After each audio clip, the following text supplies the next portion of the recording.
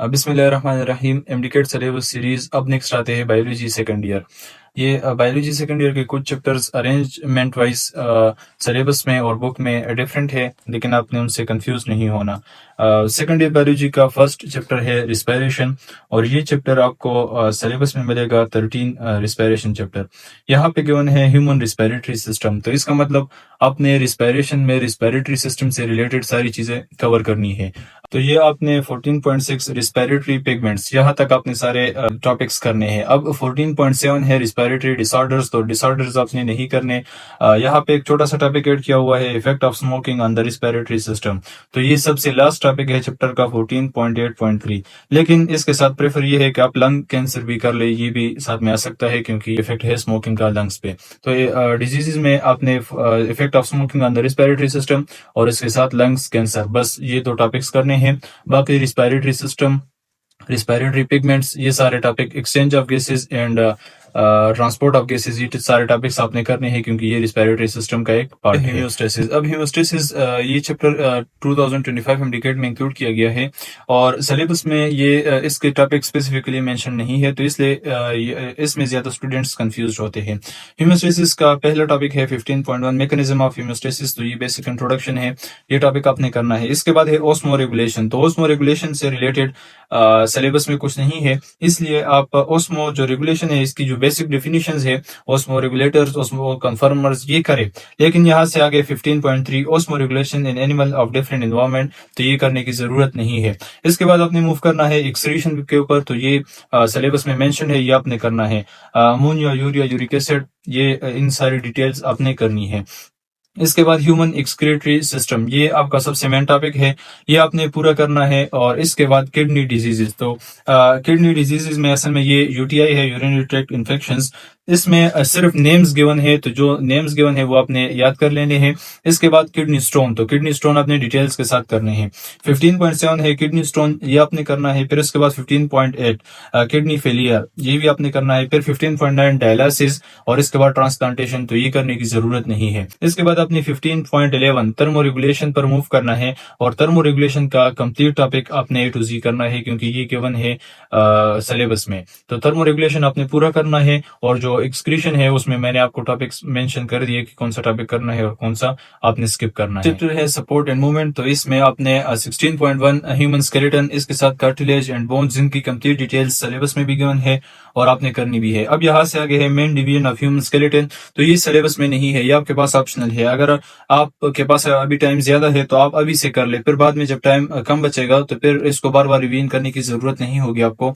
लेकिन जस्ट ये जो appendicular skeleton and axial skeleton है, इसका बेसिक आइडिया आपको होना चाहिए क्योंकि आप स्केलेटन का चैप्टर पढ़ रहे हैं। सिलेबस में मेंशन नहीं है, इसलिए ज्यादा फोकस करने की इस पे जरूरत भी आपको नहीं है। इसके बाद आपने जॉइंट्स पे आ जाना है, तो जॉइंट्स आपने पूरा पढ़ना है।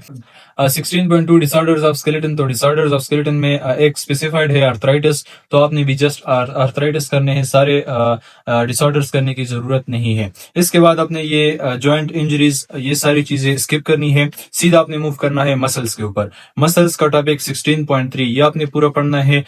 इसके साथ स्ट्रक्चर ऑफ मसल, इसके बाद movement of muscles, muscle contraction, muscle relaxation, ये सारे टॉपिक्स गिवन है, ये आपने करने हैं। इसके बाद 16.3.5 एंटेगोनिस्टिक एंड एगोनिस्टिक मूवमेंट, ये करने की जरूरत नहीं है, लेकिन अगर आपको इसका कॉन्सेप्ट है तो ये अच्छी बात है। फिर उसके बाद मसल प्रॉब्लम्स, तो कोई भी मसल प्रॉब्लम सिलेबस में इंक्लूडेड नहीं है, इसलिए मसल प्रॉब्लम करने की जरूरत चैप्टर है। ये चैप्टर नंबर 5 है, syllabus wise coordination and control, nervous coordination and chemical coordination, ये दोनों सिलेबस में एक साथ गिवन है लेकिन बुक में अलग अलग है। तो नर्वस कोऑर्डिनेशन स्टार्ट करते हैं। बेसिक इंट्रोडक्शन के बाद फर्स्ट स्टेप है steps involve in nervous coordination, तो ये आपने करने हैं। इसके बाद न्यूरॉन की स्ट्रक्चर है 17.2, और इसके साथ सब टॉपिक है 17.2.1 रिफ्लेक्स आर्क, तो रिफ्लेक्स सेक्शन आपने साथ में करने हैं।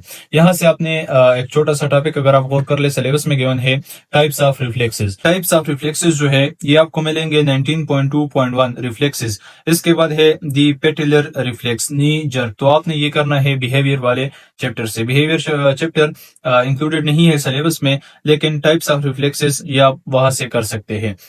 या रिफ्लेक्स क्लासिफिकेशन, सिलेबस में इस तरह गिवन है रिफ्लेक्स क्लासिफिकेशन, तो ये आपने बिहेवियर वाले चैप्टर से पर्टिकुलर रिफ्लेक्स करना है। इसके बाद नर्व इम्पल्स है, ये जरूरी है, ये आपने करना है। इसके बाद है साइनेप्स, तो साइनेप्स गिवन नहीं है सिलेबस में, साइनेप्स करने की जरूरत नहीं है। इसके बाद organisation of human nervous system, ये सबसे इंपॉर्टेंट टॉपिक है। ब्रेन आपने लाजमी करना है, ब्रेन के साथ स्पाइनल कॉर्ड ऑप्शनल है। ब्रेन इंक्लूडेड है सिलेबस में, स्पाइनल कॉर्ड इंक्लूडेड नहीं है, लेकिन मैं आपको रिकमेंड करूंगा कि आप ब्रेन के साथ स्पाइनल कॉर्ड भी कर ले, क्योंकि अगर आप स्पाइनल कॉर्ड करेंगे इसके साथ आप central nervous system and peripheral nervous system ये करेंगे, और अगर स्पाइनल कार्ड नहीं करेंगे तो फिर आप ये टॉपिक भी स्किप करेंगे। इसलिए बेस्ट ये है कि आप स्पाइनल कार्ड भी करें और साथ में ये दो टॉपिक्स भी करें। इसके बाद somatic and autonomic nervous system, ये आपने लाजमी करने हैं। इसके बाद है 17.6 structure and functions of special receptors. ये डायरेक्टली सिलेबस में तो गिवन नहीं है, लेकिन रिसेप्टर्स के आगे लर्निंग ऑब्जेक्टिव्स में गिवन है, recognise receptors as transducer sensitive to various stimuli. तो रिसेप्टर्स के साथ आपने structure of and function of some receptors करने हैं, जिसमें टेस्ट है, स्मेल है, टच है, पेन है and structure of pen receptors. ये आपने ये टॉपिक इसके साथ करना है। इसके बाद effect of drugs on nervous system, तो ये करने की बिल्कुल भी जरूरत नहीं है। तो ये चैप्टर आपने जो स्ट्रक्चर ऑफ सम रिसेप्टर्स है यहाँ तक करना है। इसके बाद केमिकल कोऑर्डिनेशन पे मूव करते हैं। कोऑर्डिनेशन का सिलेबस में जस्ट नेम गिवन है, कोई भी टॉपिक इसका गिवन नहीं है, तो केमिकल कोऑर्डिनेशन का एक टॉपिक करने की भी जरूरत नहीं है। अगर इंक्लूडेड होता तो फिर इसके टॉपिक्स और फिर लर्निंग ऑब्जेक्टिव्स में इसकी एक्सप्लेनेशन गिवन होती, तो इसलिए ये चैप्टर करने की जरूरत नहीं है। जस्ट नेम गिवन है और एमडीकेट में इससे एक भी क्वेश्चन नहीं आया था, तो मतलब ये चैप्टर इंक्लूडेड नहीं है केमिकल कोऑर्डिनेशन का। अब अगर नेम गिवन है और आप ये समझ रहे हैं कि हमने पूरा चैप्टर करना है, कि वो लर्निंग ऑब्जेक्टिव्स में कुछ ना कुछ लिख लेते हैं और इसके सब हेडिंग में आपको बता देते हैं कि केमिकल कोऑर्डिनेशन के ये सिलेक्टेड टॉपिक्स आपने करने हैं। जस्ट नेम लिखा है और आगे कुछ भी नहीं लिखा, तो इसका मतलब ये इस चैप्टर का आपने कुछ नहीं करना। इसके बाद चैप्टर रिप्रोडक्शन, सिलेबस में 8 नंबर चैप्टर है और बुक में चैप्टर नंबर 20 है। तो रिप्रोडक्शन में पहले आपने ह्यूमन रिप्रोडक्टिव सिस्टम, मतलब male reproductive system, female reproductive system, ये दोनों आपने करने हैं। इसके बाद oogenesis, इसके बाद मेंस्ट्रुअल साइकिल, तो ये भी गिवन है, ये आपने करना है। इसके बाद है डिसऑर्डर्स ऑफ रिप्रोडक्टिव सिस्टम, ये करने की जरूरत नहीं है। 20.4 ऑफ रिप्रोडक्टिव सिस्टम, तो ये गिवन नहीं है। इसके साथ इनविट्रो फर्टिलाइजेशन, ये भी नहीं है, और मिसकैरेज, ये भी इंक्लूडेड नहीं है। 20.7 ये मोस्ट इंपॉर्टेंट टॉपिक है, sexually transmitted diseases, gonorrhoea, syphilis and AIDS, ये तीनों लाजमी टॉपिक्स है, ये आपने लाजमी करने हैं। इनहेरिटेंस चैप्टर, तो इनहेरिटेंस में सबसे पहले आपने मेंडल्स लॉज ऑफ इनहेरिटेंस, ये तीनों लॉज आपने करने हैं। इसके बाद है एक्सेप्शन टू मेंडेलियन इनहेरिटेंस, तो एक्सेप्शन नहीं है, एक्सेप्शन में से एक्सेप्शन का कोई भी जिक्र कोर्स में नहीं है, तो एक्सेप्शन टू मेंडेलियन इनहेरिटेंस ये सारा आपने स्किप करना है।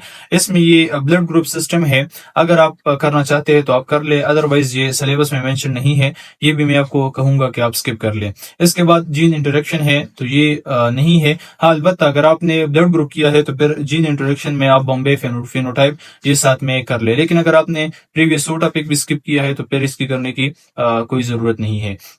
इसके बाद 22.6 gene linkage and crossing over, ये आपका एक मेन टॉपिक है, ये आपने लाजमी करना है। इसके बाद सेक्स डिटर्मिनेशन, तो सेक्स डिटर्मिनेशन सिलेबस में गिवन नहीं है, अगर आपके पास इसकी बेसिक कॉन्सेप्ट्स है तो अच्छी बात है, नहीं है तो ये करने की जरूरत भी नहीं है। 22.8 सेक्स लिंकेज, तो ये भी मेन टॉपिक है। मैं आपको ये प्रेफर करूंगा कि सेक्स लिंकेज का टॉपिक आप पूरा कर ले, इसमें आप सिर्फ एक्स लिंक्ड रिसेसिव ना करें, बल्कि इसमें ये टॉपिक आप पूरा कर ले। सेक्स लिंकेज एक इंपॉर्टेंट टॉपिक है, ये आप पूरा कर ले, इसके साथ आपका चैप्टर एंड हो जाएगा। इनहेरिटेंस का चैप्टर अगर आप कोर्स वाइज इफिशिएंटली करें तो ये इंतहाई आसान टॉपिक्स इसमें इंक्लूडेड है, लेकिन अगर आप सारा करेंगे तो फिर ये आपको मुश्किल लगेगा। मैं प्रेफर यही करूंगा कि आप जो इंक्लूडेड है सिलेबस में वो करें, और उसके साथ अगर आपके पास टाइम है तो ब्लड ग्रुप करें, उसके साथ बॉम्बे फिनोटाइप कर ले, बाकी पूरा चैप्टर करने की जरूरत नहीं है। इसके बाद चैप्टर क्रोमोसोम एंड डीएनए, ये सिलेबस में गिवन नहीं है, लेकिन मैंने आप बायोलॉजी फर्स्ट ईयर के फर्स्ट चैप्टर में कहा था 23.1 क्रोमोसोम, ये क्रोमोसोम की जो बेसिक स्ट्रक्चर है और कंपोजिशन है, ये आपने फर्स्ट ईयर के बायोलॉजी के लिए यहाँ से करना है। तो इसका जो फर्स्ट टॉपिक है 23.1 क्रोमोसोम, ये आपने करना है। 23.2 जी कंसेप्ट ऑफ जीन, तो ये आपने नहीं करना। जस्ट 23.1 जो क्रोमोसोम और इसकी कंपोजिशन स्ट्रक्चर, ये आपने कर लेना है अपने फर्स्ट चैप्टर के लिए। इसके बाद चैप्टर है एवोल्यूशन। तो एवोल्यूशन में 3 टॉपिक्स गिवन है, concept of evolution, Lamarckism, Darwinism.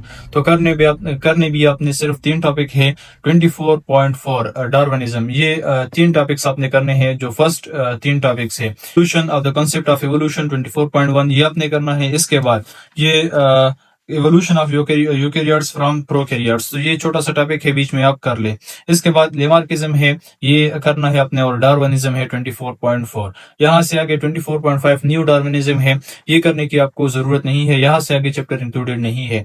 All दो मैंने ये चैप्टर खुद 4.5.2 डाइवर्जेंट एंड कन्वर्जेंट एवोल्यूशन यहाँ तक किया था। अब आपकी मर्जी है, आप यहाँ तक करते हैं या जस्ट ये 3 टॉपिक्स जो सिलेबस में इंक्लूडेड है वहां तक करते हैं। इसके बाद आते हैं लास्ट बायोटेक्नोलॉजी चैप्टर के ऊपर। तो ये चैप्टर आपने स्टार्ट करना है और सीधा आपने मूव करना है 26.10 बायोटेक्नोलॉजी एंड हेल्थ केयर। ये आपने करना है। ये जस्ट एक टॉपिक गिवन यहाँ इसमें इंक्लूड किया गया है, ये भी जस्ट यही एक टॉपिक करना है। बायोटेक्नोलॉजी एंड हेल्थ केयर, ये छोटा सा एक टॉपिक है सिस्टिक फाइब्रोसिस तक, आपने बस यही करना है बायोटेक्नोलॉजी में। कुछ स्टूडेंट्स आपको ये रिकमेंड करेंगे कि ये इसके साथ ट्रांसजेनिक ऑर्गेनिजम्स कर ले, तो ये एक इम्पोर्टेंट टॉपिक है ट्रांसजेनिक ऑर्गेनिज्म। अगर आप करना चाहते हैं तो आप कर ले, आसान सा टॉपिक है। केमयूकेट में इसमें से काफी एमसीक्यूज आए थे। अगर ये एमडीकेट सिलेबस की सीरीज आपको हेल्पफुल लगी है तो अपने फ्रेंड्स के साथ लाजमी शेयर करें। थैंक्स।